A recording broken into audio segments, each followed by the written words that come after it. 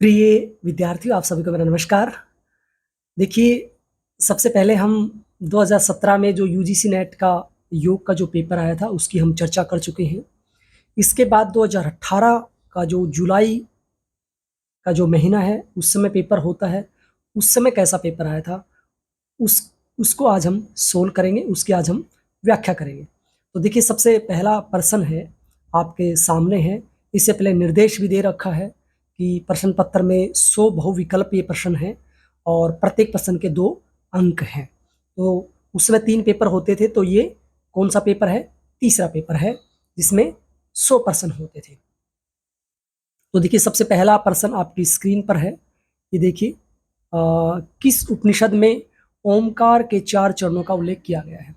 तो देखिए, मांडुक्य उपनिषद जो है ना, उसमें ओमकार की 4 मात्राओं का उल्लेख किया गया है और बहुत ही अच्छे से उसको समझाया गया है, बताया गया है।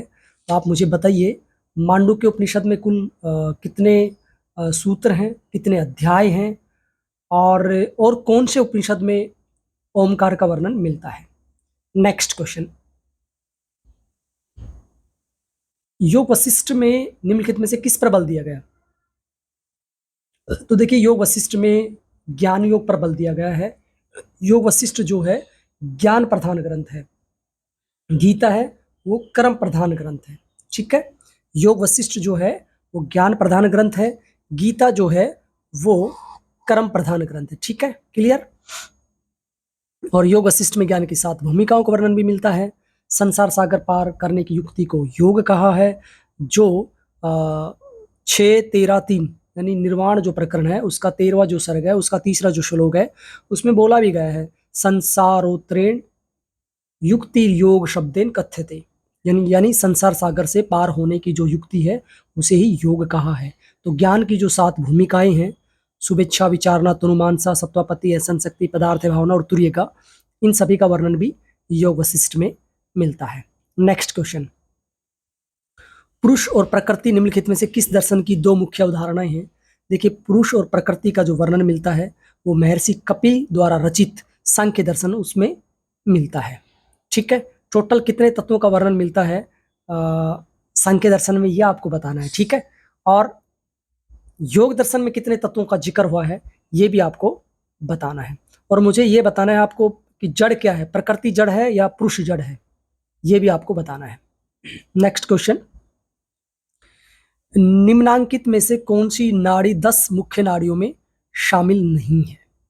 तो देखिए, हठयोग के कौन से ग्रंथ में 10 नाड़ियों का जिक्र मिलता है, यह आपको खुद बताना है। ठीक है, कौन सा ग्रंथ है जिसमें 14 नाड़ियों का जिक्र मिलता है?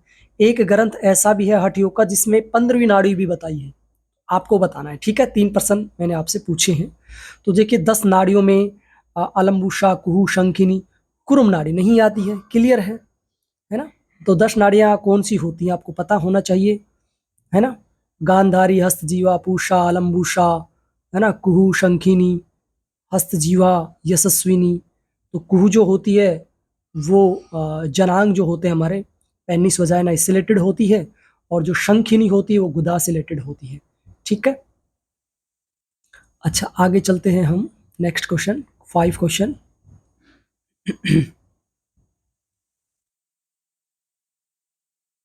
योग वासिष्ठ अनुसार मनुष्य को विभिन्न लोकों में ले जाने का कार्य कौन करता है?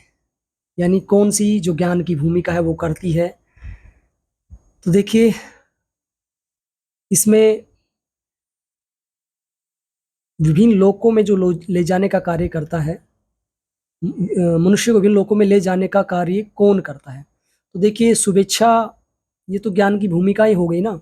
विचारना भी भूमिकाएं होंगी, ये तो सब तो एक जैसी हो गई ना, ये भी एक जैसी है, ये भी हो गई है, ये भी हो गई है तनुमानसा। लेकिन जो सद्भावना है ना, वो ज्ञान की भूमिका नहीं है। तो यही विभिन्न लोकों में ले जाने का कार्य करती है। तो आप थोड़ा कॉमन सेंस भी लगा लीजिए कि शुभेच्छा, विचारना, तनुमानसा। शुभेच्छा का मतलब अच्छी इच्छा होता है ना? विचारना का मतलब उस पर फिर विचार करना। तनुमानसा फिर यानी चित्त का सूक्ष्म होना, तनु होना, है ना? इसका अर्थ भी, इन भूमिकाओं का आपको पता होना चाहिए, इन भूमियों का अर्थ आपको पता होना चाहिए। तो सद्भावना होती है वो मनुष्य को लोकों से पार ले जाती है। Next question number 6। इसमें प्रश्नोपनिषद के अनुसार मनुष्य को विभिन्न लोकों में ले जाने का कार्य कौन करता है? देखिए ये भी ऐसा ही क्वेश्चन है। तो देखिए प्रश्नोपनिषद में स्पष्ट रूप से लिखा गया है कि कौन सी वायु है, प्राण वायु है, व्यान वायु है, उदान वायु है या समान वायु है। देखिए प्रश्नोपनिषद में स्पष्ट कहा गया है कि इष्ट फलम में वो दान है, स एनम यजमान महर ब्रह्म गमयति।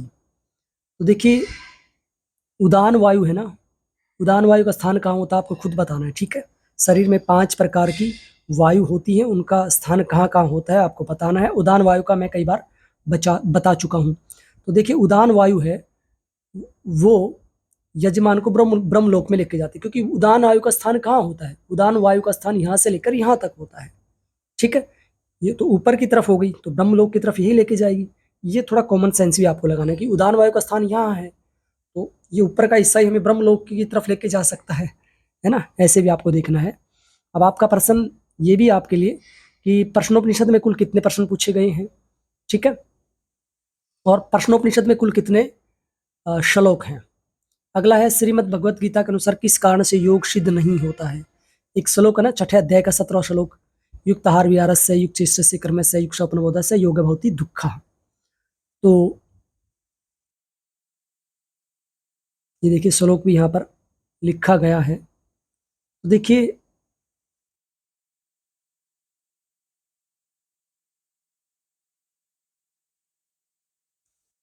आपको खुद बताना है, इसमें मैंने श्लोक आपको बता दिया है। किस कारण से योग सिद्ध नहीं होता है। उपयुक्त आहार विहार तो करना ही चाहिए, उपयुक्त कर्म भी करने चाहिए, उपयुक्त शयन व जागरण भी होना चाहिए। युक्तिपूर्वक जो कर्म है ना, युक्तिपूर्वक कर्म की यहाँ पर बात नहीं की गई है, और युक्तिपूर्वक कर्म से भी योग सिद्ध नहीं होता है। आपका आहार ठीक होगा, उपयुक्त कर्म ठीक होंगे, सोना और जागना ठीक होगा, इससे ठीक हो जाएगा, योग सिद्ध होता है। लेकिन युक्तिपूर्वक कर्म करने से कहीं बात श्लोक में नहीं की गई है, ठीक है। तो ये आपको ध्यान रखना है, क्योंकि ये श्लोक के अनुसार प्रश्न पूछा गया है। 6ठे अध्याय का 17वां श्लोक। 18वां प्रश्न फिर ईशावास्य उपनिषद से। ईशावास्य उपनिषद में आप मुझे बताइए कुल कितने श्लोकों का वर्णन है इसमें, है ना। तो ईशावास्योपनिषद के अनुसार अमरता प्राप्ति का उपाय क्या है। विद्या है, अविद्या है, दान है या तप है। अमरता जो है वो किससे प्राप्त होगी, तप से, दान से, विद्या से, अविद्या से। बहुत ही महत्वपूर्ण प्रश्न है। तो देखिए 11वां श्लोक है ये, और इसमें अमरता की प्राप्ति का उपाय बताए।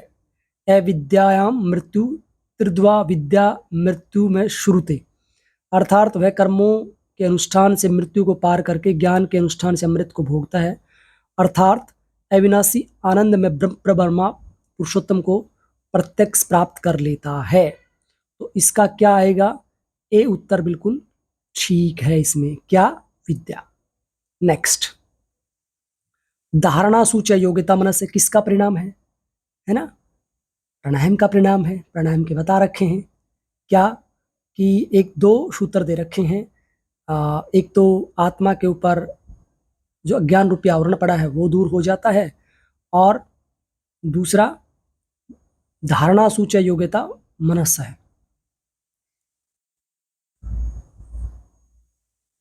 ये दो सूत्र इससे रिलेटेड है, प्राणायाम से रिलेटेड है, ये आपको याद रखना है। आपको बताना है धारणा सूचय योग्यता मनस्य कौन सा सूत्र है, कौन से अध्याय का कौन सा सूत्र है।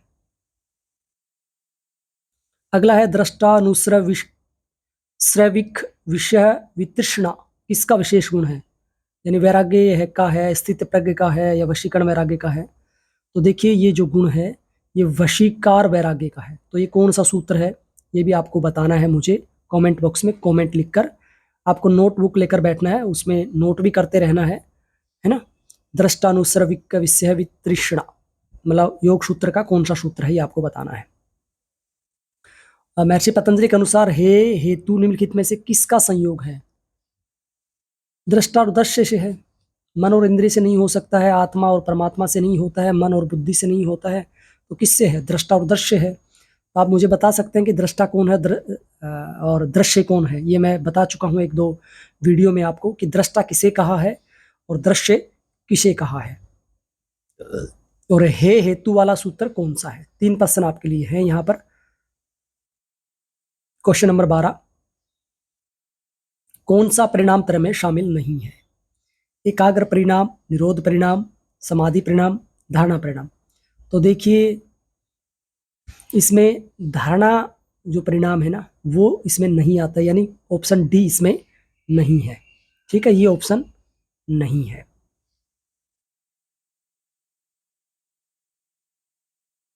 यानी एकाग्रता परिणाम आता है, निरोध परिणाम आता है, संस्कार परिणाम आता है। कौन सा पूर्व जीवन का ज्ञान देने में समर्थ है। कौन सा पूर्व ज्ञान, यानी कुरम नाड़ी का संयम करें तो, सूर्य का संयम करें तब, या संस्कार का संयम करें तब, या काय रूप संयम करें तब। तो आपको ये प्रश्न देखते समझ में आ जाना चाहिए कि ये प्रश्न योग सूत्र का है, क्योंकि योग सूत्र में अलग अलग स्थानों पर संयम की बात की गई है। तो किस पर संयम करने से पूर्व जन्मों का ज्ञान हो जाता है। तो देखिए संस्कार संयम की बात की गई है, तो संस्कारों में अगर हम संयम करते हैं तो हमें पूर्व जन्म का ज्ञान हो जाता है। तो सूर्य संयम से नहीं है, कुरम नाड़ी के संयम से नहीं है, काय रूप संयम से नहीं है। आप मुझे कमेंट बॉक्स में लिख के बताना कि कुरम नाड़ी में संयम करने से क्या प्राप्त होता है, क्या किस चीज़ का ज्ञान होता है, सूर्य संयम करने से क्या होता है, काय रूप संयम करने से क्या होता है। और ये सारे जो संयम है इनका वर्णन योग सूत्र के कौन से चैप्टर में मिलता है। ठीक है, आपके लिए प्रश्न है। नेक्स्ट, अस्मिता का अभिप्राय खालिस्तान की एकात्मकता है, मन और आत्मा का, दृक और दृश्य शक्ति का, शरीर और इंद्रिय का, सुख और दुख का। तो देखिए यहाँ पर ना मन और आत्मा की बात है, यहाँ पर ना शरीर और इंद्रियों की बात है, ना यहाँ पर सुख दुख की बात है। यहाँ पर दृक और दर्शन शक्ति को हम एक मान लेते हैं ना, अहंकार है ना अस्मिता, मैं का भाव, दृक और दर्शन शक्ति को एक मानना, यही एकतांता है, एकात्मकता है। ठीक है, तो ये अस्मिता क्या है ना, आप मुझे बताएंगे अस्मिता क्या है ना। 5 क्लेश है ना, तो उसमें से ये जो सूत्र है अस्मिता का, ये कौन सा सूत्र है ये भी बताना आपको। योग सूत्र के अनुसार श्रवण की दैवीय शक्ति प्राप्त करने की विधि निम्नलिखित में से कौन सी है। देखिए ये भी योग सूत्र का है, काफी प्रश्न योग सूत्र से अब की बार लिए गए हैं। श्रवण शक्ति की दैवीय शक्ति प्राप्त करने की विधि निम्नलिखित में से कौन सी है। श्रवण की दैवीय शक्ति, तो स्रोत आकाश संबंध पर संयम करने से हो जाता है, या स्रोत अग्नि संबंध पर संयम करने से होता है, या स्रोत पृथ्वी संबंध पर संयम करने से होता है, या स्रोत वायु संबंध पर संयम करने से होता है। तो देखिए यहाँ पर स्रोत आकाश संबंध पर संयम करने से बताया गया है कि श्रवण की दैवीय शक्ति प्राप्त होती है। हठ प्रतिपिका के अनुसार नादानुसंधान अभ्यास के प्रारंभ में किस प्रकार की ध्वनि सुनाई पड़ती है। तो देखिए आरंभावस्था, घटावस्था, परिचयावस्था, निष्पत्ति अवस्था की बात की है, चौथे चैप्टर में बात की है। तो नादानुसंधान की अवस्था में पहले मेघ की ध्वनि सुनाई देती है। ठीक है, बहुत इंपॉर्टेंट है। आरंभावस्था में कौन सी ध्वनि सुनाई देती है, घटावस्था में कौन सी ध्वनि सुनाई देती है, इंपॉर्टेंट है, आपको पढ़ना है। स्वामी स्वात्माराम के अनुसार यम में कौन सा सर्वश्रेष्ठ है। तो स्वात्माराम जी ने 10 यम बताए हैं, 10 नियम बताए हैं, तो वो आपको बताने हैं कौन से हैं, याद कर लेना है। यम में क्या श्रेष्ठ बताया, उन्होंने बताया ना, बंधों में ये श्रेष्ठ है, यमों में ये श्रेष्ठ है, नियमों में ये श्रेष्ठ है। तो देखो यमों में मिताहार को शामिल किया है, ये ध्यान रखना, ये कंफ्यूजन का विषय है। यमों में किसको शामिल किया, मिताहार को श्रेष्ठ किया है ना। मिताहार का होता है मतलब मित का मतलब होता है कि कम, है ना, बैलेंस। मिताहार का मतलब होता है बैलेंस, संतुलित आहार, बैलेंस डाइट को ही मिताहार कहा है। तो 10 यमों में इसको शामिल किया है। तो स्वामी स्वात्माराम के अनुसार योग साधना में मन किसके साथ निकटस्थ रूप में संबंध रखता है, माने किसके नजदीक रहता है, इंद्रिय के नजदीक रहता है, शरीर के तो हो ही नहीं सकता, प्राणों के या बुद्धि के, तो प्राणों के नजदीक सबसे रहता है मन। मन और प्राणों का तो संबंध है, इसलिए बी आएगा, कॉमन सेंस का क्वेश्चन था ये। इस ग्रंथ में आर्थ, जिज्ञासु, अर्थार्थी और ज्ञानी के रूप में व्यक्तियों के 4 प्रकारों को उल्लेख मिलता है। तो सीधी बात है, भगवत गीता में 4 प्रकार के भक्त बताए हैं, एक आर्त होते हैं, एक जिज्ञासु होते हैं, एक अर्थार्थी होते हैं, ज्ञानी होते हैं। आपके लिए मैं यहाँ पर 2 प्रश्न जरूर पूछूंगा कि गीता का कौन सा ये श्लोक है। दूसरा प्रश्न ये पूछूंगा कि आर्त भक्त कौन से होते हैं, जिज्ञासु भक्त कौन से होते हैं, अर्थार्थी भक्त कौन से होते हैं, और लास्ट प्रश्न आपके लिए ये है कि भगवान को कौन सा भक्त सबसे प्रिय लगता है, भगवान श्री कृष्ण को। 20 क्वेश्चन। घेरण संहिता के अनुसार दंत धोती के प्रकार हैं। दंत धोती के 3 प्रकार हैं, 5 प्रकार हैं, 4 प्रकार हैं या 6 प्रकार है, ये आपको बताना है। आसानी क्वेश्चन है। दंत धोती आपको पता होना चाहिए। तो घेरण संहिता में सूत्र भी दे रखा है। दंत धोती के 4 प्रकार होते हैं ना, दंत मूलम, जिह्वा मूलम, है ना, दांत, जीभ दोनों, रंध्र, करण रंध्र होते हैं ना, इनका शोधन किया जाता है। और कुछ जगह पर क्योंकि दोनों कान शामिल होते हैं तो 5 माने गए हैं, ठीक है, परंतु घेरण संहिता में दंत धोती के 4 प्रकार ही माने गए हैं।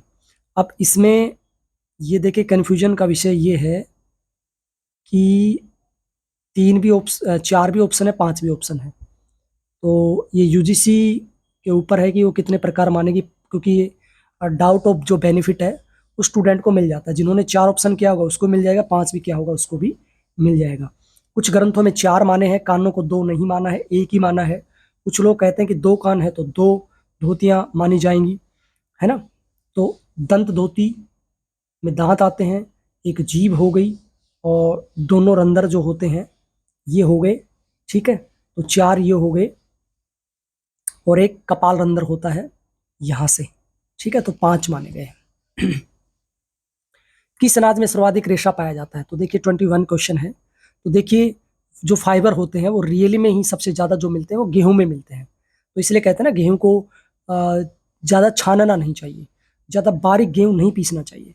रोटी जो बनाते हैं, चपाती जो बनाते हैं, वो आटा थोड़ा दरदरा होना चाहिए, थोड़ा मोटा पिसा हुआ होना चाहिए। और पहले हाथ की चक्की से पीसते थे तो आटा गर्म भी नहीं होता था, अच्छा रहता था, ठीक है। तो सबसे ज़्यादा जो रेशा पाया जाता है वो गेहूं में पाया जाता है। नॉन रेम निद्रा यानी नॉन रैपिड आई मोमेंट होती है ना, वो कौन सी होती है? नॉन रैम निद्रा के 2 प्रकार होते हैं ना, रैपिड आई मोमेंट और नॉन रैपिड आई मोमेंट। तो नॉन रैम निद्रा के कितने चरण होते हैं? तो देखिए निद्रा के मुख्य जो चरण होते हैं वो दो होते हैं, यानी रैपिड आई मोमेंट और नॉन रैपिड आई मोमेंट। और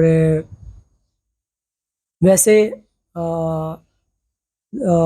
3 चरण होते हैं इसके non non rapid eye moment के, कि चरण 1, चरण 2, चरण 3। तो यहाँ पर भी यूजीसी ने डॉट लगा दिया है। इस क्वेश्चन में डाउट ऑफ बेनिफिट जो है वो स्टूडेंट को मिलेगा।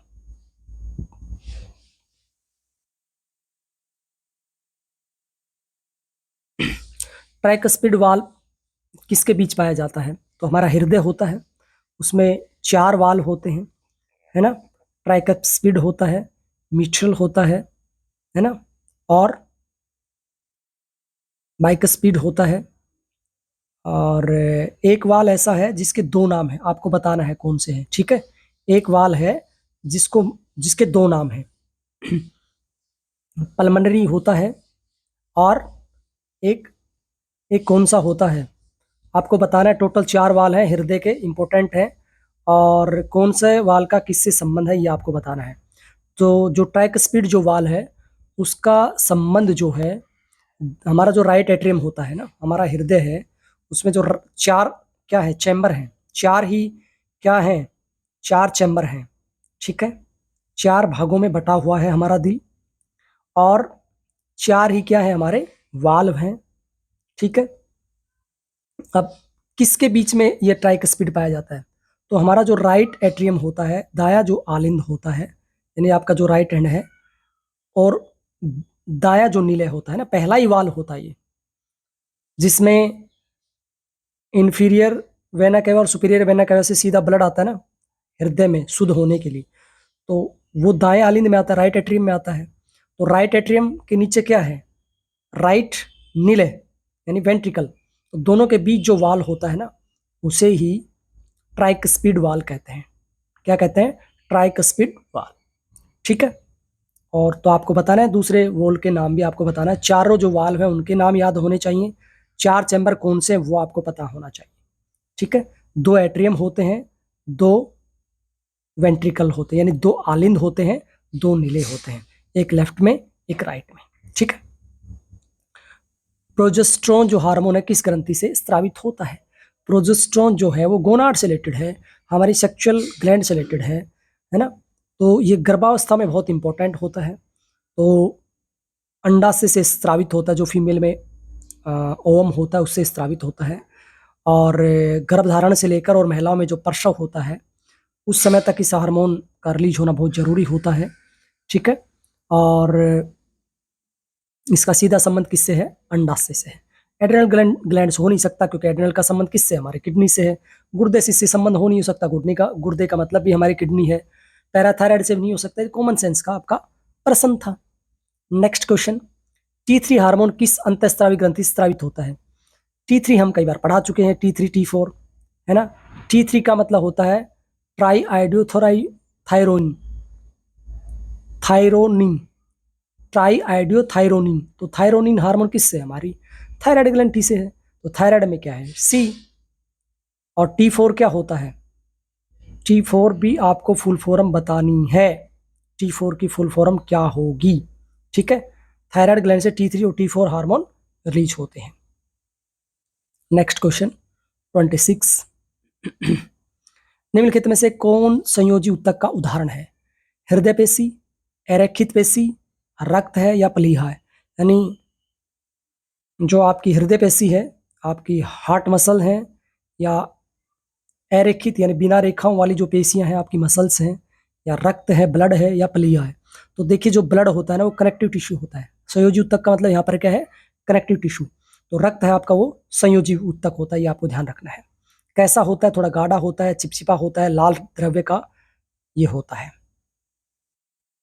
और ये किससे मिलके बना है? प्लाज्मा से और आरबीसी, डब्ल्यूबीसी है ना, इनसे मिलके बना है, जो रक्त कणिकाएं होती ना उनसे। सर्केडियन क्लॉक जो होती है, यानी बायोलॉजिकल जो क्लॉक कहते हैं, मस्तिष्क के किस भाग से अवस्थित होती है?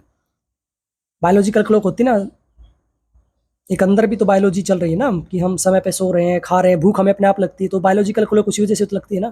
तो उसका संबंध किससे है? तो देखिए, उसका सीधा सा संबंध है हमारे हाइपोथैलेमस से। हाइपोथैलेमस मस्तिष्क का एक भाग है, ठीक है। और इसका संबंध सीधा किससे है? सर्केडियन रिदम से है, सर्केडियन क्लॉक से है। सर्केडियन रिदम भी कहते हैं, सर्केडियन क्लॉक भी कहते हैं, है ना। इसे बायोलॉजिकल ग्लैंड भी कहते हैं ना इसको। प्रज्ञापराध में सम्मिलित नहीं है। तो देखिए, इसमें धी भ्रंश आएगा, धृति भ्रंश आएगा, स्मृति भ्रंश आएगा, लेकिन प्रज्ञापराध में मनोवृत्ति भ्रंश सम्मिल नहीं है। साइकोलॉजी का ये क्वेश्चन है। मेटाबॉलिक सिंड्रोम में क्या क्या नहीं होता है? मेटाबॉलिक सिंड्रोम में मोटापा नहीं होता है, या उच्च रक्तचाप नहीं होता है, या लिपिडीमिया नहीं होता है, या हाइपरथायरॉयडिज्म नहीं होता है? तो देखिए, इसका ऑप्शन आएगा डी, हाइपरथायरॉयडिज्म।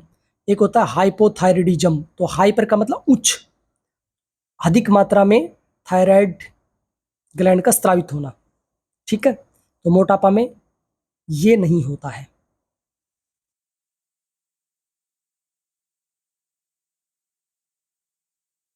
अगला है, तनाव निम्नलिखित में से किसके माध्यम से अनैच्छिक अंगों में अतिस्क्रियता लाता है? तो देखिए, तनाव किसके माध्यम से? जो हमारे इनवॉलेंट्री ऑर्गन्स हैं, जो हमारी इच्छानुसार कार्य नहीं करते, उनमें अतिस्क्रियता लाता है। कौन सा? आपने पढ़ा होगा सिंपैथेटिक जो तंत्रिकाएं हैं, नार्व्स जो हैं, क्योंकि पैरासिम्पैथेटिक तो डाइजेस्ट और रिलैक्स है, सिंपैथेटिक एक्टिव है ना, फाइट एंड फ्लाइट है।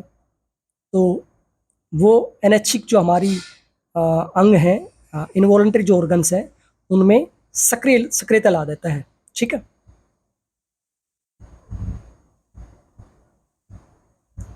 किसी छोटी योग कक्षा में के लिए विद्यार्थियों के बैठने की सर्वाधिक उत्तम व्यवस्था निम्नलिखित में से कौन सी होती है? सीधी पंक्ति होती है, वर्ताकार होती है, अर्धवर्ताकार होती है, द्विवृत्तीय रूप में होती है? तो देखिए, सबसे बढ़िया होता है छोटी, कम बच्चे हैं तो आपके सामने ऐसे बैठने चाहिए। अर्धचंद्राकार भी कह सकते हैं, अर्धवर्ताकार भी कह सकते हैं, ठीक है। ऐसे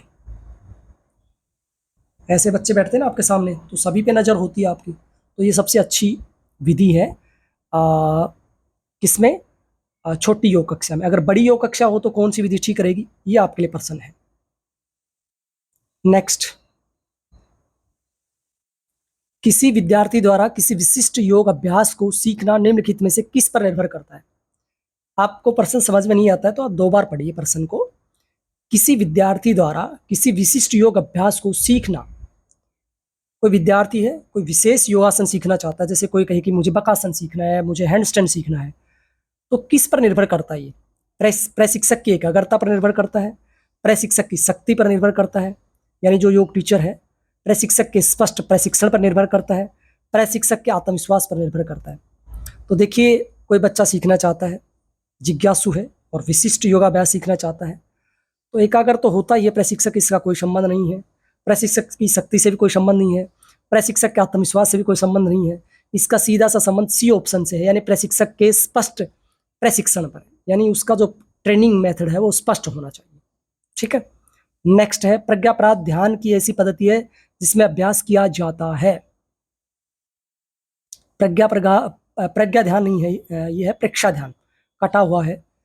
तो देखिए, प्रेक्षा ध्यान जो है उसमें 8 अंग होते हैं, वो कौन से होते हैं आपको पता होना चाहिए। और उसमें जीवन में सकारात्मक परिवर्तन आते हैं, अनुवांशिक भी परिवर्तन आते हैं, व्यवहारिक भी परिवर्तन आते हैं। तो जो पूरी वैज्ञानिक पद्धति पर ही आधारित है, तो इसमें ये डाउटफुल पर्सन है ना। इसमें विचारों के ऊपर भी किया जाता है, एकाग्रता भी इसमें होती है, वस्तुओं का प्रतिक्षण, स्वप्नों के प्रतिक्षण, विचार तो मेन होते हैं। मेरे अकॉर्डिंग तो ये ऑप्शन हो सकता है इसमें, बाकी आप बताना क्या ऑप्शन हो सकता है। भावातीत ध्यान, ट्रांसडेंटल मेडिटेशन, आपको पता होना चाहिए, सीधा संबंध इसका महर्षि महेश योगी जी से है। ठीक है ना, ये वही महर्षि महेश योगी हैं जिन्होंने विदेशों में, अमेरिका में, यूरोप के कई शहरों में राम मुद्रा का प्रचलन किया था। 1 राम, 5 राम, 10 राम। ठीक है। शिक्षण का उद्देश्य मुख्यतः लाना है, क्या है? वातावरण में बदलाव। वातावरण में तो हम कैसे ला सकते हैं, विषय में कैसे बदलाव कर देंगे, शिक्षक में बदलाव कैसे कर देंगे, सीधा सा कॉमन सा क्वेश्चन है, विद्यार्थी में बदलाव लाना है। तो सी ऑप्शन रहेगा इसका। मूल्य शिक्षा प्रदान करने की सर्वाधिक विश्वसनीय विधि हो सकती है। मूल्य का मतलब होता है वैल्यू एजुकेशन, है ना, नैतिक शिक्षा, मूल्य पर जो शिक्षा होती है। पहले पढ़ा होगा ना अपने, मूल्य बोध पढ़ते थे आप। तो सर्वाधिक विश्वसनीय विधि कौन सी हो सकती है? पारंपरिक गुरुकुलीय शिक्षा, कथाकक शिक्षण, अभ्यास आधारित योग शिक्षण, सिद्धांत आधारित नहीं। पारंपरिक गुरुकुलीय जो शिक्षा है उसी से ही आपकी वैल्यू एजुकेशन आ सकती है, नैतिक शिक्षा बढ़ सकती है आपके अंदर, बच्चों में डेवलपमेंट हो सकता है। मूल्य पर शिक्षा उसी को कहेंगे जिसमें पारंपरिक पद्धति से ज्ञान दिया जाता हो, तो गुरुकुलीय शिक्षा इसके लिए सर्वश्रेष्ठ है। नेक्स्ट है हॉट फ्लैश, बाधित निद्रा तथा भावनात्मक परिवर्तन किसके विशिष्ट लक्षण है? प्री मेंस्ट्रुअल सिंड्रोम के, मेनोपॉज सिंड्रोम के, मेटाबॉलिक सिंड्रोम, नेफ्रोटिक सिंड्रोम। ये फीमेल से रिलेटेड क्वेश्चन है। हॉट फ्लैश, बाधित निद्रा तथा भावात्मक परिवर्तन में जो प्री मेंस्ट्रुअल सिंड्रोम होते हैं उसकी वजह से होते हैं कि निद्रा डिस्टर्ब हो रही है, इमोशनल चेंजेज होते हैं, या मेनोपॉज में होते हैं, या मेटाबॉलिक सिंड्रोम में होते हैं, या नेफ्रोटिक सिंड्रोम में होते हैं। तो देखिए जो 37वां प्रश्न है, तो देखिए इसमें हॉट फ्लैश, बाधित निद्रा तथा भावनात्मक जो परिवर्तन होते हैं, ये मेनोपॉजल सिंड्रोम विशिष्ट के लक्षण हैं। जो मेनोपॉज जब शुरू होता है उस समय ये होता है, और जो रजोनिवर्ती होती है ना, मेनोपॉजल सिंड्रोम कहते हैं उसे। और वह प्रक्रिया है जिसके माध्यम से एक महिला का मासिक धर्म की प्रक्रिया से गुजरती है, और ये एक जीवन का सामान्य हिस्सा है, और इसे बीमारी नहीं कह सकते हैं हम। मेनोपॉज होता है, एक मेंस्ट्रुअल शुरू होते हैं, एक मेनोपॉज होता है, तो 45 के आसपास मेनोपॉज होता है, तो उस समय इस तरह के लक्षण एक बार फिर होते हैं ना, मेंटली व्यक्ति थोड़ा सा, यानी फीमेल थोड़ी डिस्टर्ब होती है, तो ये सब उसमें आते हैं। क्रिया योग किससे संबंधित है? मैं बता चुका हूं आपको, क्रिया योग का संबंध किसमें दे रखा है? तप स्वाध्याय ईश्वर प्रणिधान है, तो इसमें क्या नहीं है? अविद्या नहीं है, 3 नंबर हटा दीजिए। तो देखो 3 नंबर ऑप्शन अगर आपको नहीं भी पता है तो देखो अविद्या आप ले लीजिए, अविद्या आप ले लीजिए। अविद्या किसमें है? 3 नंबर इसमें भी है, तो ये ऑप्शन हो नहीं सकता। 3 नंबर इसमें है, ये भी ऑप्शन नहीं हो सकता है। ठीक है, बी भी ऑप्शन नहीं हो सकता है। ठीक है, इसके अतिरिक्त 3 नंबर इसमें भी है, तो ये भी ऑप्शन नहीं हो सकता है, और डी में भी है, ये भी ऑप्शन नहीं हो सकता है। ये 3 नंबर गलत दे रखा है, यहाँ पर डी में 3 नंबर नहीं आएगा, 1, 2 और 4 आएंगे, यहाँ पर 3 की जगह क्या आएगा, 2 आएगा। ठीक है, तो डी इसका ऑप्शन रहेगा। नेक्स्ट क्वेश्चन, जैन दर्शन त्रिरत्नों का उपदेश देता है, तो वो कौन से त्रिरत्न है? सम्यक ज्ञान, सम्यक दर्शन, सम्यक चरित्र, सम्यक वाक। तो देखिए इसमें सम्यक वाक नहीं आती है। त्रिरत्न किसे कहा है? ये देखो आठों आपको याद होने चाहिए। बुद्ध का, महात्मा बुद्ध का आर्य अष्टांगिक जो मार्ग है वो आपको पता होना चाहिए। ऐसे ही जैन दर्शन का जो है त्रिरत्न कहा है, वो उसी से रिलेटेड है, जो 8 अष्टांगिक आर्य मार्ग है ना, उसी से रिलेटेड है। तो सम्यक ज्ञान, सम्यक चरित्र, सम्यक दर्शन ठीक है, सम्यक वाक इसमें नहीं है। 4 नंबर ऑप्शन काट दीजिए। तो 1, 2, 3 यानी पहला ऑप्शन इसमें ठीक है। नेक्स्ट क्वेश्चन, कठोपनिषद के अनुसार यमराज ने नचिकेता को क्या प्रलोभन दिए थे? गो, हाथी, अश्वादि का, भूमंडल का, आत्मज्ञान का, या शताधिक आयु के पुत्र और पौत्रादि का? देखिए बहुत इंपॉर्टेंट और महत्वपूर्ण प्रश्न है। तो देखिए सबसे पहला जो शताधिक आयु के पुत्र और पौत्रादि का भी दिया था उन्हें प्रलोभन, गो, हाथी और अश्वादि देने का भी प्रलोभन दिया था, और उन्हें भूमंडल का साम्राज्य देने का भी दिया था। आत्मज्ञान का प्रलोभन नहीं दिया है ना, क्योंकि देखो आप कॉमन सेंस है इसमें कि सभी प्रलोभन जो है भौतिक चीजों से रिलेटेड दिए हैं। अकेला आत्मज्ञान का प्रलोभन तो हो ही नहीं सकता, क्योंकि ये तो प्रलोभन है ही नहीं आत्मज्ञान। तो आत्मज्ञान तो प्राप्त करने के लिए सरेंडर करना पड़ेगा आपको गुरु के शरण में। तो इसलिए ये 3 प्रलोभन, जो 3 ऑप्शन है फर्स्ट, सेकंड, थर्ड, ये तीनों इसमें काउंट होते हैं। ठीक है, 1, 2 और 3। तो कॉमन सेंस से भी कुछ क्वेश्चंस आप हल कर सकते हैं। नेक्स्ट, ईड़ा, पिंगला और सुषुम्ना नाड़ियों को कर्म से किस रूप में जाना जाता है? बहुत इंपॉर्टेंट है, सरस्वती, गंगा, यमुना, कावेरी। आपको पता होना चाहिए। ईड़ा, ईड़ा का संबंध हमारे कौन से नासिका से है, पीड़ा का संबंध कौन से नासिका से है, ये आपको पता होना चाहिए। गंगा का संबंध किससे है, यमुना का संबंध किससे है, ठीक है, आपको पता होना चाहिए। और देखिए आपको अगर नहीं भी पता है तो एक कॉमन सेंस लगा लीजिए, सुषुम्ना का संबंध है वो सरस्वती से है, ठीक है, कावेरी का संबंध किसी से नहीं है। तो यानी 4 ऑप्शन जिसमें उसको हटा दीजिए, तो ऑप्शन नंबर 3 हट गया है इसमें। देखो कॉमन सेंस से भी कुछ प्रश्न आप हल कर सकते हैं अगर आप डाउट में हैं कि 4 नंबर इसमें भी है, इसको भी हटा दीजिए, 4 नंबर इसमें भी है, इसको भी हटा दीजिए, क्योंकि कावेरी से संबंध किसी का भी नहीं है। ठीक है, इसके बाद 4 इसमें भी है, इसमें भी है, 4 इसमें भी है, तो ये भी हटा दीजिए।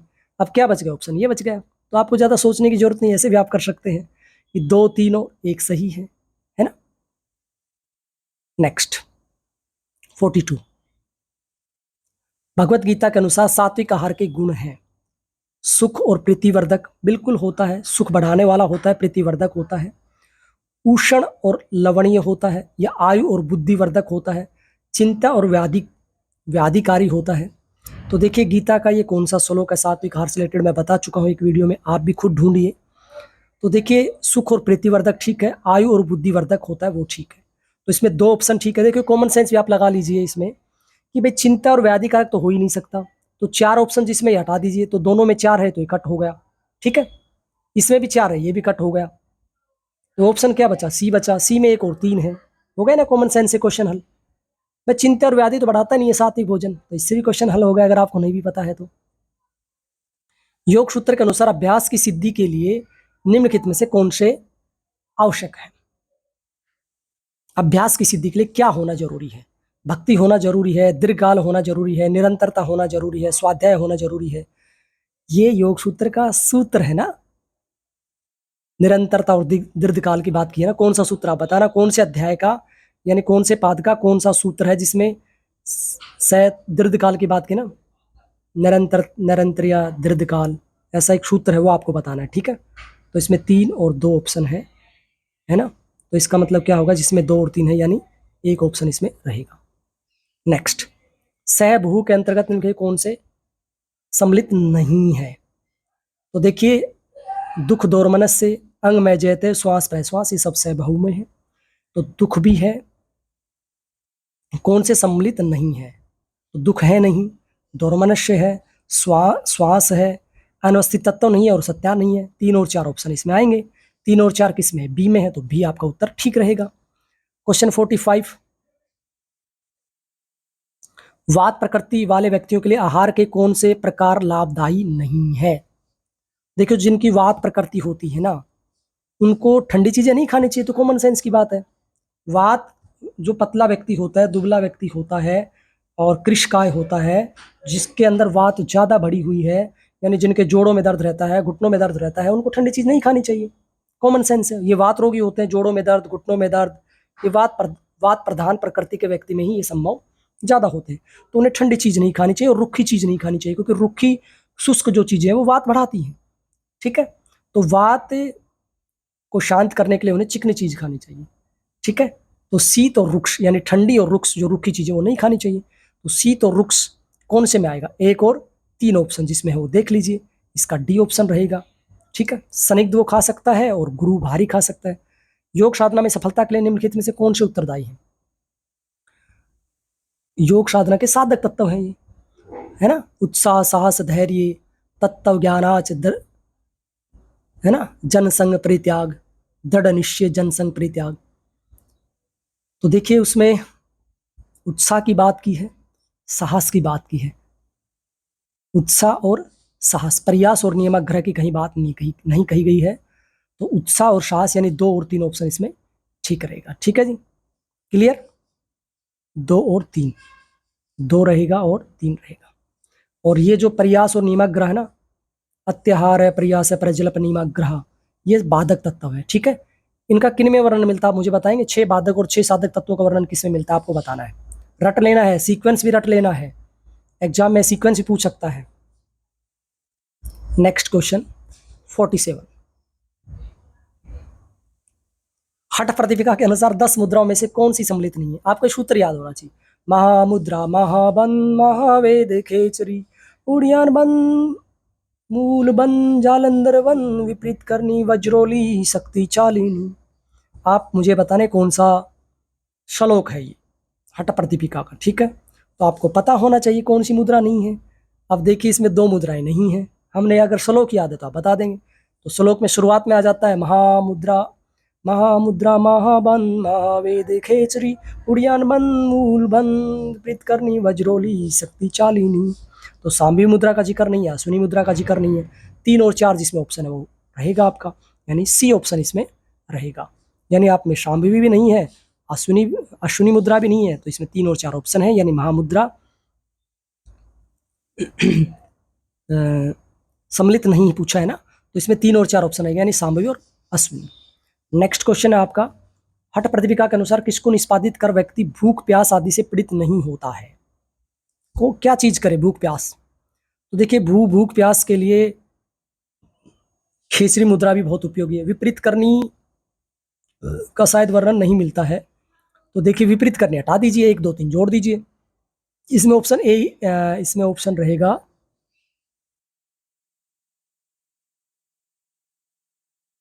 एक और दी, इसमें ए ऑप्शन रहेगा। ठीक है, नेक्स्ट है अरेखित।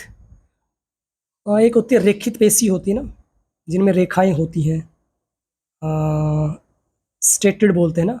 एक होती है अरेखित, अनस्टेटेड। तो रेखित जो पेशियां होती हैं, अरेखित अनस्टेटेड जो पेशियां पाई जाती है, किस में पाई जाती हैं? आपके हृदय में, आपके हाथों में, लीवर में, है ना, आपके हाथ और पैरों में। तो देखिए अनैच्छिक जो अंग होते हैं ना, उनमें अरेखित पेशियां पाई जाती हैं। तो इसमें आपका ऑप्शन रहेगा ए। 1 और 2 सही है इसमें, यानी आपकी हृदय और हृदय के अतिरिक्त सभी अनैच्छिक अंगों में, हृदय को छोड़कर, हृदय शामिल नहीं है, और दूसरा आंत और यकृत में। ठीक है, तो ये 2 ऑप्शन इसमें रहेंगे। अगला है प्राणी कोशिका झिल्ली में पाए जाते हैं। जो कोशिका झिल्ली होती है उसमें क्या पाए जाते हैं? कार्बोहाइड्रेट पाया जाता है, कैल्शियम पाया जाता है, ग्लोबुलेटर प्रोटीन पाया जाता है, या फास्फोलिपिड पाया जाता है? तो देखिए इसमें फास्फोलिपिड भी है और ग्लोबुलेटर प्रोटीन पाया जाता है, लेकिन इसमें स्टार दे रखा है क्योंकि इसमें हो सकता है ऑप्शन ठीक से मिलान न किए गए हो, तो इसका बेनिफिट, डाउट ऑफ बेनिफिट जो होता है वो स्टूडेंट को मिलता है। ऊर्जा के समृद्ध स्रोत क्या है? वसा है, कार्बोहाइड्रेट है, प्रोटीन है, या विटामिन है? ऊर्जा किन से मिलती है एनर्जी? कार्बोहाइड्रेट से मिलती है, वसा से मिलती है, विटामिन प्रोटीन से नहीं मिलती है। आप देख लीजिए, इसमें मिलान कर लीजिए खुद आप। नेक्स्ट क्वेश्चन,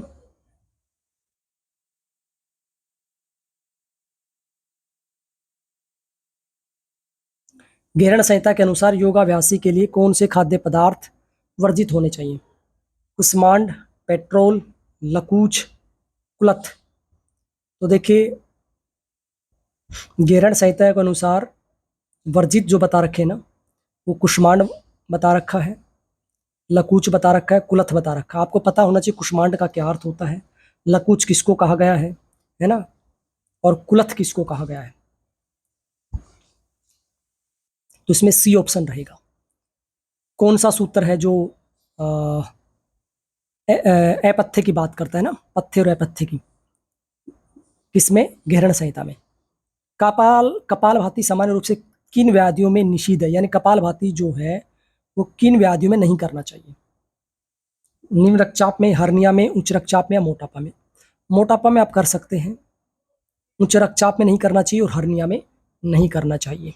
ठीक है, अब कहेंगे सर इसके 3 प्रकार है। हाँ, तीनों प्रकारों को ध्यान में रखते हुए आपको उत्तर देना है। ठीक है ना। अब ये नहीं पूछा कपालभाति के प्रकार, वातक्रम, व्युत्क्रम, शीतक्रम। यहाँ पर तीनों को मायने में रखना है, वातक्रम को भी, व्युत्क्रम को भी, शीतक्रम को। तो उच्च रक्तचाप में नहीं करना है और हर्निया के समय भी ये नहीं करना है।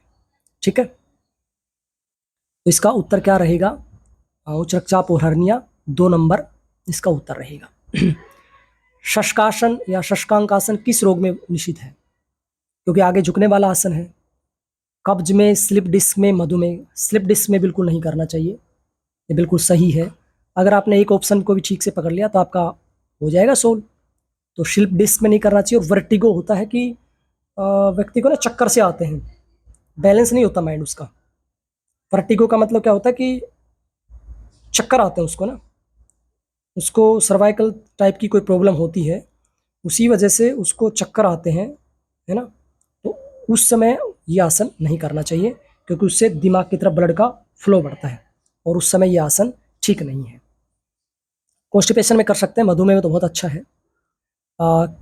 किसने व्यक्तित्व के मानवीय दृष्टिकोण को विकसित किया है? ये साइकोलॉजी का है। तो 2 व्यक्ति हैं, वो कार्ल रोजर है और अब्राहम मैस्लो है।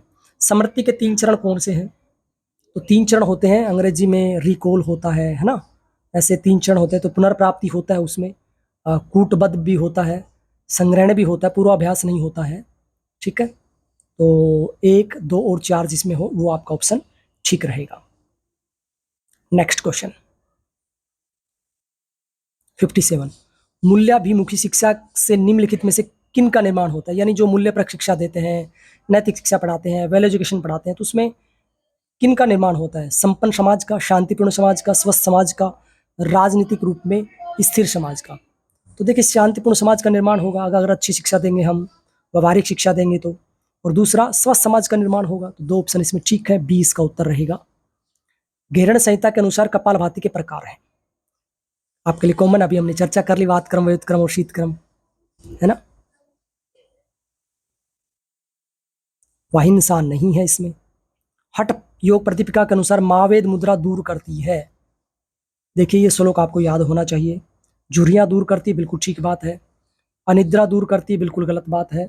बाल पकना भी दूर करती और कंपन भी दूर करती। ठीक है, महावेद मुद्रा कैसे होती है आप बता सकते हैं? बताना आपको। हिप्स को पटक पटक के मारते वही होती होगी शायद, है ना। बताना आप खुद। अगला है, निम्नलिखित पाठ योजना के लाभ अधिकांशतः होते हैं, यानी जो लेसन प्लान है उसके क्या लाभ हैं? शिक्षक के चिंतन को व्यवस्थित करने में, शिक्षक का आत्मविश्वास बढ़ाने में, छात्र की क्षमता समझने में, शिक्षण के लक्ष्यों को बनाए रखने में। तो ये तो होता है, ये शिक्षक का जो चिंतन होता है, शिक्षक की जो थिंकिंग होती है उसको व्यवस्थित तो करता है, ये ठीक बात है। और शिक्षक आत्मविश्वास भी बढ़ता है। अगर 2 पॉइंट भी आप ले लेते हैं तो इससे भी क्लियर हो जाता है।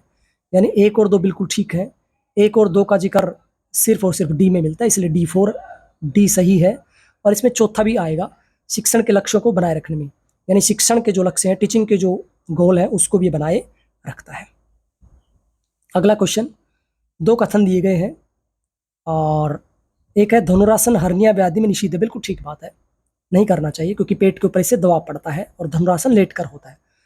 क्यों? क्योंकि धनुरासन पीछे झुकने संबंधी आसन है, जिसे उदर की अग्रवर्ती दीवार पर दबाव में वृद्धि होती है, इसलिए आसन हर्निया में नुकसानदायक है। तो देखिए ये आप अभी कथन समझ गए होंगे कि धनुरासन होता है पेट के बल लेट के होता है, हर्निया जो पेट हाथों से रिलेटेड है और वहाँ पर दबाव पड़ता है, तो इसलिए आगे पीछे झुकने वाला आसन होता है। एक्चुअली देखा जाए तो इससे दीवारों पर दबाव पड़ता है, तो इसलिए नहीं करना चाहिए। ए आर दोनों सही है और इसकी व्याख्या भी ठीक है, तो इसमें ए ऑप्शन रहेगा। ठीक है। भगवत गीता के अनुसार सांख्य और योग दर्शन पद्धतियां दो सर्वाधिक प्राचीन पद्धतियां हैं। बिल्कुल ठीक बात है। क्यों है, कैसे हैं, इसका उत्तर अगर आर दे देता है तो ठीक है। सांख्य और योग पद्धतियां कर्म से ज्ञान और कर्म के मार्ग है। बिल्कुल ठीक बात है। सांख्य योग और दोनों ही ज्ञान और कर्म से संबंधित है। यार दोनों सही है और लेकिन ये व्याख्या मुझे ठीक नहीं लग रही है ना, क्योंकि दो सर्वाधिक प्राचीन पद्धतियां हैं, लेकिन सांख्य और योग पद्धतियां कर्म से ज्ञान और कर्म के मार्ग हैं। ये थोड़ा कंफ्यूजन है। बात तो ठीक है, ज्ञान और कर्म के मार्ग हैं, तो आप मुझे बताना योग कर्म का मार्ग है, ज्ञान का मार्ग है, या सांख्य ज्ञान का कर्म का मार्ग है। तो दोनों सही हैं, लेकिन तर्क इसका या इसकी व्याख्या ठीक नहीं है। अगला है, गुरु छात्रों के लिए शिक्षक से अधिक एक मार्गदर्शक होता है। गुरु छात्रों के लिए शिक्षक से अधिक एक मार्गदर्शक होता है। गुरु क्यों होता है? तर्क, गुरु छात्रों में उन्हीं क्षमताओं के विकास का प्रयास करता है जिन्हें वह स्वयं पहले अनुभव कर चुका है। बिल्कुल ठीक बात है। मुझे लगता है ये प्रश्न थोड़ा ठीक नहीं है, ये वाला। गुरु छात्रों के लिए शिक्षक से अधिक एक मार्गदर्शक होता है, कन्फ्यूजन वाला है। शिक्षण होना चाहिए। गुरु छात्रों के लिए शिक्षण से अधिक एक मार्गदर्शक होता है। बिल्कुल ठीक बात है, और उनकी क्षमताओं को निकालता है। गुरु मोटिवेटर होता है, विद्यार्थी को प्रमोट करता है ना, और वो वही चीज बताता है जो पहले अनुभव कर चुका होता है। तो ए आर दोनों सही है और ए आर की सही व्याख्या है। नेक्स्ट क्वेश्चन, ये ऐसे 5-7 क्वेश्चन आते हैं। अगला क्वेश्चन है, तनाव अपने आप में एक लक्षण है लेकिन व्याधि नहीं है। ठीक बात है, कोई बीमारी नहीं है। तनाव दूसरी बीमारी की वजह से होता है, एक लक्षण होता है। क्यों, कैसे? हानिकारक बाह्य उद्दीपकों का तत्कालिक परिणाम तनाव की अवस्था के रूप में सामने आता है, जिससे विभिन्न व्याधियां उत्पन्न होती है। बिल्कुल ठीक बात है, ए आर दोनों सही है, इसकी सही व्याख्या है। इसका उत्तर हमें मिल गया है। अगला है, स्वस्थ जीवन शैली के लिए यौगिक आहार वांछित है। ठीक बात है, जरूरी है। क्यों जरूरी है? जीवन शैली का प्रबंधन योग के उद्देश्यों को अभिन्न अभिन्न अवयव है। ये थोड़ा सा कंफ्यूजन है।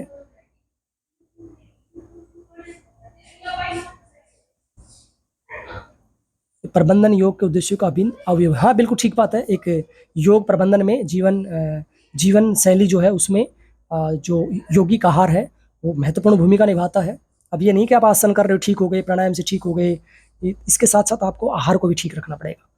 इसलिए ये दोनों सही है। नेक्स्ट, राजसिक आहार योगाभ्यासी के लिए लाभदायी नहीं होता। बिल्कुल ठीक बात है, सही बात है। क्यों, कैसे, क्या होता है राजसिक आहार? कटु, लवणीय और तीक्ष्ण आहार रजस गुण में वृद्धि करता है और जो योग साधना में एक बाधक है। बिल्कुल ठीक है, ए आर दोनों सही है, इसकी व्याख्या भी है।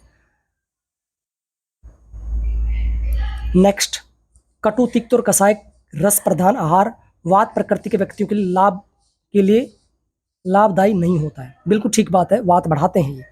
कटु, तिक्त और कसाय रस प्रधान आहार का अत्यधिक सेवन करने से वात दोषों में वृद्धि होती है। बिल्कुल ठीक है।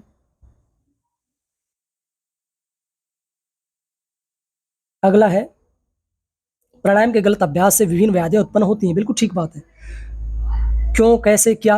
प्राणायाम के गलत अभ्यास से वायु में व्यवधान उत्पन्न होता है, जिससे हिक, श्वास का शिरा, ये किसका सूत्र दे दिया, किसका श्लोक है? ये हठ प्रदीपिका का है। दोनों ठीक है, ये इसकी सही व्याख्या हो रही है। ठीक है।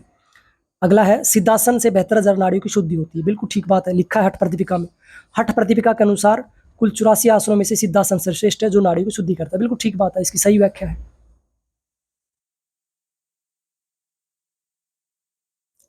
70, एक अच्छा शिक्षक 1000 पुजारियों के बराबर होता है। बिल्कुल ठीक बात है।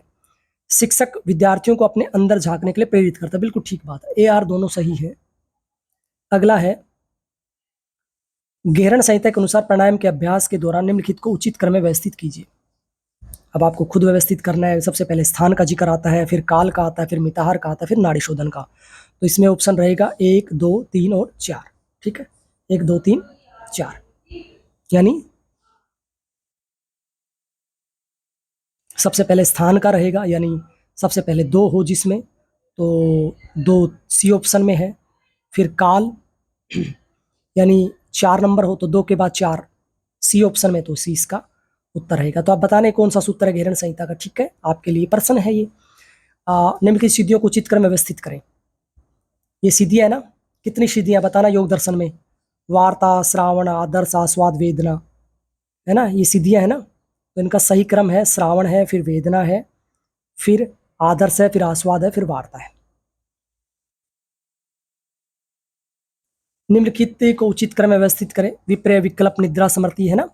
आपको पता होना चाहिए क्या है पांचों। प्रमाण, विपर्य, विकल्प, निद्रा, स्मृति क्या है, आपको खुद बताना है लिख के। ठीक है, आसानी है ये। और इसका वर्णन किस में मिलता है, योग सूत्र में मिलता है। सिद्ध सिद्धांत पद्धति के अनुसार महावायु के गुणों के अनुक्रमणिक क्रम में व्यवस्थित कीजिए। महावायु, है ना, तो इसमें संचार होता है, संचालन होता है, स्पर्श होता है, शोषण होता है, धूम्रवर्ण है। इसका ये सीक्वेंस रहेगा। ठीक है, सबसे पहले क्या रहेगा, संचार, 4 नंबर पहले रहेगा, 4 नंबर सी में ऑप्शन है, डी में है। संचार के बाद संचालन आएगा, संचालन का कौन से में है, 2 नंबर। तो 4 के बाद 2 किस में, सी में है, तो इसका उत्तर क्या रहेगा, सी रहेगा। ठीक है, सिद्ध सिद्धांत पद्धति के अनुसार वाणी या वाक के निम्नलिखित प्रकारों को उचित क्रम में व्यवस्थित कीजिए। वाणी के 5 प्रकार दिए गए हैं, परा, पश्यंती, मध्यमा, वैखरी और मात्रिका। इनका क्रम बताना है ना। तो सबसे पहले परा है, 3 नंबर है, तो 3 नंबर एक में ही है, यानी ए ऑप्शन इसमें। फिर दूसरा क्या है, परा के बाद पश्यंती है, यानी परा के बाद क्या आएगा, यानी 5, 3 के बाद 5। ये थोड़े ऑप्शन उल्टे पुल्टे दे रखे ना, आपको इसी सीक्वेंस में याद रख लेना है ना, इसमें उत्तर ठीक नहीं दे रखा है। परा, पश्यंती, मध्यमा, वैखरी और मात्रिका। जो हमारी वर्टिब्रा है, कैशुरिकाएं हैं, स्पाइनल कॉर्ड में जो होती हैं, उनको अवरोही क्रम में लिखना है। अवरोही क्रम कौन सा हो गया, उतरता क्रम, यानी डिसेंडिंग ऑर्डर, यानी सबसे पहले ऊपर से सर्वाइकल से। ठीक है, तो सर्वाइकल होती है कैशुरिकाएं, फिर थोरेसिक होती हैं, फिर लंबर होती हैं, और फिर सैक्रल होती हैं। ये सीक्वेंस आपको पता होना चाहिए। और आपको ये बताना है सर्वाइकल में कितनी वर्टिब्रा होती हैं, थोरेसिक में कितनी होती हैं, लंबर में कितनी होती हैं, सैक्रल में कितनी होती हैं। आपके लिए ये प्रश्न है। नेक्स्ट क्वेश्चन, भगवत गीता के अनुसार निम्नलिखित अवस्थाओं को उचित क्रम में व्यवस्थित करें। देखिए, हम पहले भी बात कर चुके हैं। सबसे पहले व्यक्ति क्या करता है, सांसारिक विषयों के बारे में सोचता है, फिर उनमें क्या आती है, आसक्ति आती है। आसक्ति से क्या आता है, काम आता है। काम से क्या बढ़ता है, क्रोध। तो मुझे तो ये याद रहता है कि काम से क्रोध। तो 3 के बाद 2 है, तो 3 के बाद 2 देख लीजिए किस में है। 3 के बाद 2 का वर्णन सिर्फ सी में मिलता है। ठीक है, हो गया आपका क्लियर ऑप्शन, काम से क्रोध उत्पन्न होता है। अगला ये डेफिनेशन है गीता की, तो समत्तम योग उच्यते, ये श्लोक है, योगस्थ कुरु कर्माणि संगम तक धनंजा सिद्धे सिद्धो समभूत्वा समत्तम योग उच्यते। दूसरे अध्याय का ये 48वां श्लोक है ना। योग से चित्तवृत्ति निरोध है, ये कौन सा है, आपको पता होना चाहिए। ये किसका है, गीता का है या नहीं है, बताइए आप।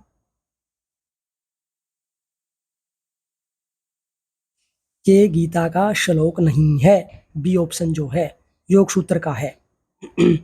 तीसरा है योग सूत्र का पहले अध्याय का दूसरा है। ठीक है, योगे कर्मसु कौशलम, यानी बुद्धि युक्तो जहाति उभय सुकृत दुष्कृत तस्मात यु युजस्व योगे कर्मसु कौशलम।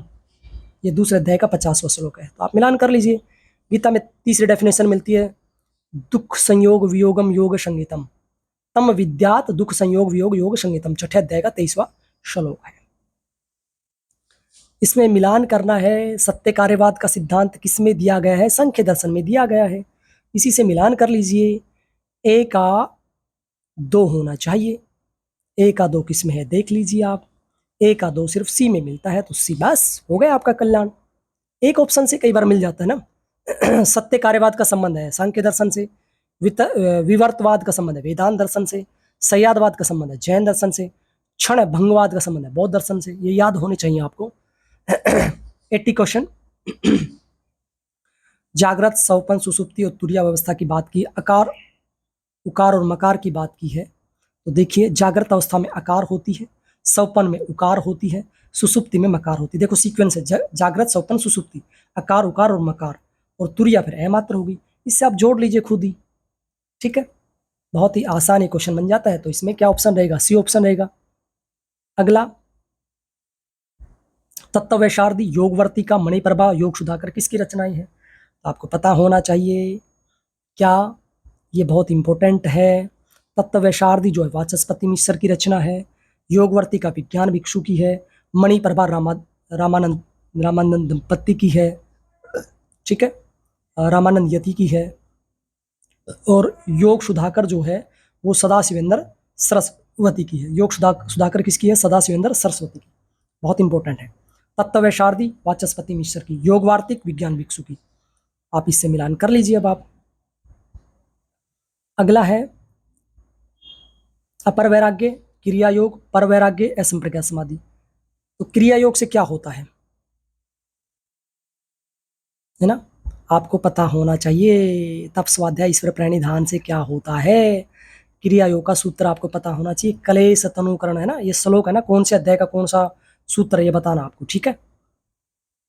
एक से पकड़ लीजिए आप, बी का 3 ले लीजिए। तो बी का जो 3 है वो डी में भी मिलता है और सी में भी मिलता है। आप और ले लीजिए। अपर वैराग्य किस लिए है? संप्रज्ञात समाधि की प्राप्ति के लिए। पर वैराग्य किस लिए है? असंप्रज्ञात समाधि के लिए। अपर वैराग्य किसके लिए है? संप्रज्ञात के लिए। पर वैराग्य किसके लिए? असंप्रज्ञात के लिए, ठीक है। और असंप्रज्ञात समाधि किसके लिए? कैवल्य प्राप्ति के लिए। तो ये आपको पता होना चाहिए। नेक्स्ट देखिए, मिलान कई बार बड़े अच्छे होते हैं, बड़ा मजा आता है। ध्यान योग समाधि, नाद योग समाधि, रसानंद योग समाधि, लय सिद्ध समाधि। बहुत ही आसान है। रस किससे मिलता है? खेचरी मुद्रा से मिलेगा। तो आप इसको ही पकड़ लीजिए, सी से ए पकड़ लीजिए। सी का ए किसमें है ना? सी का 1 देख लीजिए, सी का 1 2 में मिलता है। आपको खुद बताना है ना, घेरण संहिता में इसका वर्णन मिलता है। ध्यान योग समाधि का संबंध किससे है? भ्रामरी मुद्रा से है। और रसानंद का किससे? खेचरी मुद्रा से है। नाद योग का किससे? योनि मुद्रा से, जो हम लगाते हैं नाद योग, ये योनि मुद्रा से है, ठीक है।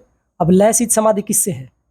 लय सिद्ध समाधि यहाँ पर शांभवी मुद्रा से है, ठीक है। ये साइकोलॉजी का क्वेश्चन है। Anderson, Gardner, Sternberg, Ceci. तो देखिए, एंडरसन ने बुद्धि का सिद्धांत दिया था, गार्डनर ने बुद्धि लब्धि का सिद्धांत दिया था, स्टर्नबर्ग ने बुद्धि का त्रितंत्रीय सिद्धांत दिया था, सेमी ने सेसी ने बुद्धि का जय परिस्थिति के सिद्धांत दिया था। अगला question, vitamin B1, B2, B12, B12, B13 का किससे किससे संबंध है? तो देखिए, आपको पता होना चाहिए, जो B1 होती है उसका संबंध बेरी से होता है, ठीक है। B12 होती है वो एंगुलर स्टोमेटाइटिस होती है। B12 होती है मेगलोब्लास्टिक एनीमिया होता है। और B3 जो होता है प्लेग्रा से होता है।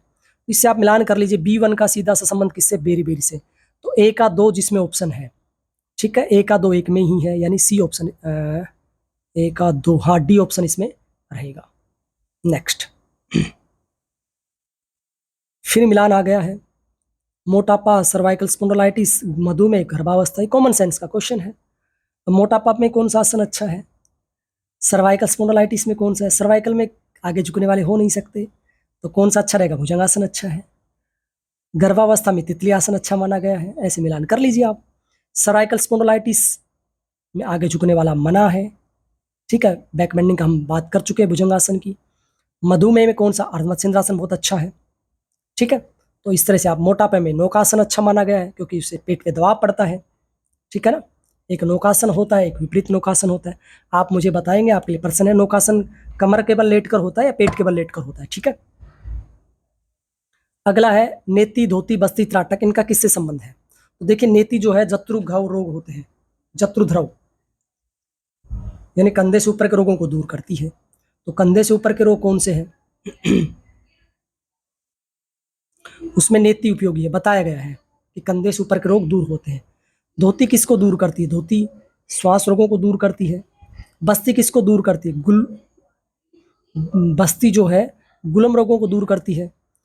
पेट के ना वायु गोड़ा बनना, पेट से संबंधित, दांतों से संबंधित। त्राटक किसको दूर? तंद्रा रोगों को दूर करता है। कॉमन सेंस की बात है ये, है ना।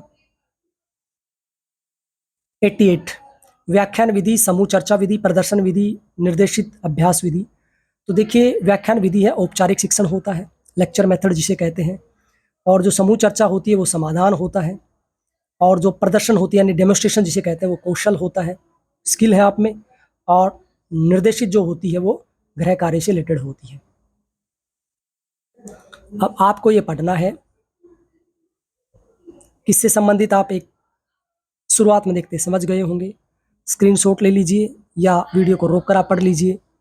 कैवल्य प्राप्ति के योग के 8 अंग बताए हैं, यानी अष्टांग योग की यहाँ पर बात की है। ठीक है, आप इसको पढ़ लीजिए अच्छे से, बिना पढ़े भी आप उत्तर दे सकते हैं क्योंकि सिंपल आते हैं लगभग ही, है ना। प्राणायाम का निम्नलिखित में से कौन सा एक प्रकार है? बाह्यवर्ती, मनोवर्ती, स्तंभवर्ती, अभ्यंतरवर्ती। तो इसमें 3 योग सूत्र में बाह्यवर्ती भी है, अभ्यंतरवर्ती भी है, तो मनोवर्ती नहीं है। तो इसमें यही पूछा है कौन सा नहीं है, तो मनोवर्ती नहीं है। महर्षि पतंजलि के अनुसार योग का छठा अंग कौन सा है? तो आपको पता होना चाहिए, धारणा है। योग के निम्नलिखित में से किस अंग के अभ्यास द्वारा व्यक्ति द्वंद्व से आसानी से, आसनों के द्वारा। अगला क्वेश्चन देखो, आसानी है ना, बिना पहरे पढ़े हुए भी दे सकते हैं। बाह्य विषयों से संपर्क से इंद्रियों का निग्रह करने का क्या कहलाता है? प्रत्याहार कहलाता है। डी ऑप्शन रहेगा। अपरिग्रह निम्नलिखित में से किसके अंतर्गत सम्मिलित होता है? यानी नियम है, यम है, अंतरंग योग है, बहिरंग योग है। तो देखिए इसका ऑप्शन रहेगा अपरिग्रह। क्या है? सोच, संतोष, तप, स्वाध्याय, ईश्वर प्रणिधान, ये क्या है? यम। यम में क्या आता है? अहिंसा, सत्य, ब्रह्मचर्य, अपरिग्रह, तो यम में शामिल होता है। ज्ञान के प्रकाश पर पड़ा आवरण निम्नलिखित में से किसके द्वारा हटता है? प्राणायाम के द्वारा हटता है। फिर दूसरा गद्यांश है, प्रधानमंत्री जी मोदी जी से जोड़ के बताया है, और यूएनओ में जो उन्होंने भाषण दिया था उससे जोड़ के बताया है। या पढ़ लीजिए, बहुत ही आसान है ये, यानी 10 जो क्वेश्चन आते हैं बड़े आसान होते हैं। द्वितीय योग दिवस कब मनाया गया था? 2016 में मनाया गया था। सी ऑप्शन रहेगा इसमें। तो ये आसानी होते हैं, इनमें ज़्यादा मेहनत की जरूरत नहीं पड़ती। कोई क्वेश्चन में आप डायरेक्ट कर सकते हैं, फिर भी किसी क्वेश्चन में डाउट है तो आप जो पैराग्राफ होता है उसको पढ़ के भी आप उत्तर दे सकते हैं। तो ये आपके 10 क्वेश्चन है ना लास्ट के, 10 दूनी 20 मार्क्स फ्री के होते हैं, मुझे तो ऐसा लगता है। जो थोड़ा सा भी समझदार बच्चा आराम से नंबर ले लेता है इसमें। इसमें सब बताया गया। अंतर्राष्ट्रीय संगोष्ठी का विषय क्या था, है ना, जो विज्ञान भवन दिल्ली में हुई थी, वो काया और कायातीत, है ना, बॉडी और बियॉन्ड, शरीर और शरीर से परे का विज्ञान, काया और कायातीत के लिए योग इसका विषय था। तो प्रथम अंतर्राष्ट्रीय योग दिवस के आयोजन के समय कितने प्रतिभागी और कितने देशों ने भाग लिया था? तो इसका 2015 में हुआ था। तो इसमें 35,989 के आसपास बताते हैं लोगों ने भाग लिया था, और लगभग 85 देशों ने, 84 देशों ने, या 85 देशों ने, 84 देशों ने इसमें पार्टिसिपेट किया था। और किस डेट को अनुमोदित हुआ था? तो ये डेट पैराग्राफ में दे रखी है, 11 दिसंबर 2014 को। द्वितीय अंतर्राष्ट्रीय योग दिवस के आयोजन के समय कितने दिव्यांगों ने योग अभ्यास क्रम का प्रदर्शन किया था? 150, चंडीगढ़ में हुआ था। जो योग निम्नलिखित में से किन के बीच सामंजस्य स्थापित करता है? मन और शरीर, विचार और कर्म। कॉमन सा क्वेश्चन है, मन और शरीर, विचार और कर्म, और आत्म संयम। लेकिन प्रश्नानुसार की बात हम करेंगे तो विचार और स्वपन योग के बीच सामंजस्य स्थापित करता है पैराग्राफ के अकॉर्डिंग। तो ये 100 क्वेश्चन हमने सोल्व किए। आज के लिए इतना ही। आप नोटबुक लेके बैठें, प्रश्नों को सोल्व करें, किताबें पास लेकर बैठें। फिर भी आपके मन में कोई डाउट है, कोई शंका है, कोई संदेह है, कोई सजेशन है, कोई सुझाव है, तो वो सहर्ष स्वीकार्य है, मुझे आप ज़रूर बताइए। आज के लिए इतना ही। आप सबका बहुत बहुत धन्यवाद। आपका दिन शुभ हो।